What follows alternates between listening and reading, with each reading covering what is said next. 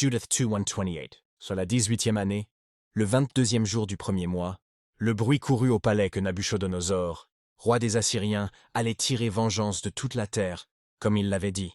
Tous ses aides de camp et notables convoqués, il tint avec eux un conseil secret, et décida de sa propre bouche la destruction totale de toute la contrée. Alors on décréta de faire périr quiconque n'avait pas répondu à l'appel du roi.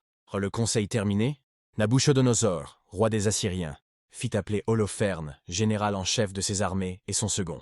Il lui dit « Ainsi parle le grand roi, maître de toute la terre. Pars, prends avec toi des gens d'une valeur éprouvée, à peu près 20 000, fantassins et un fort contingent de chevaux avec 12 000 cavaliers, puis marche contre toute la région occidentale, puisque ces gens ont résisté à mon appel. Mande-leur de préparer la terre et l'eau, car dans ma fureur, je vais marcher contre eux. Des pieds de mes soldats je couvrirai toute la surface du pays et je le livrerai au pillage. Leurs blessés rempliront les ravins et, comblés de leurs cadavres, torrents et fleuves déborderont. Je les emmènerai en captivité jusqu'au bout du monde. Tiens, va donc. Commence par me conquérir toute cette région.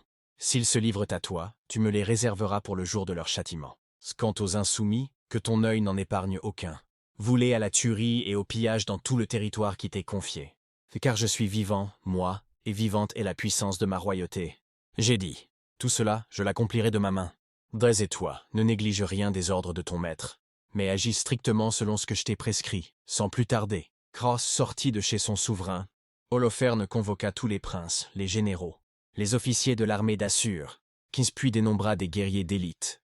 Conformément aux ordres de son maître, environ 120 000 hommes plus 12 000 archers montés. 16 il les disposa en formation normale de combat.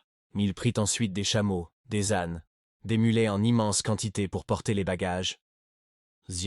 Chaque homme reçut d'amples provisions ainsi que beaucoup d'or et d'argent comptés par la maison du roi.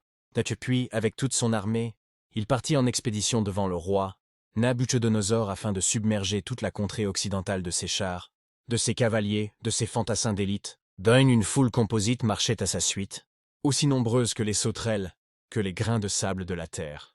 Aucun chiffre n'en pourrait évaluer la multitude. S'ils quittèrent donc Ninive et marchèrent 3 jours durant dans la direction de la plaine de Bechtilet. De Bechtilet, ils s'en vinrent camper près des montagnes situées à gauche de la Haute-Cilicie. De là, avec toute son armée,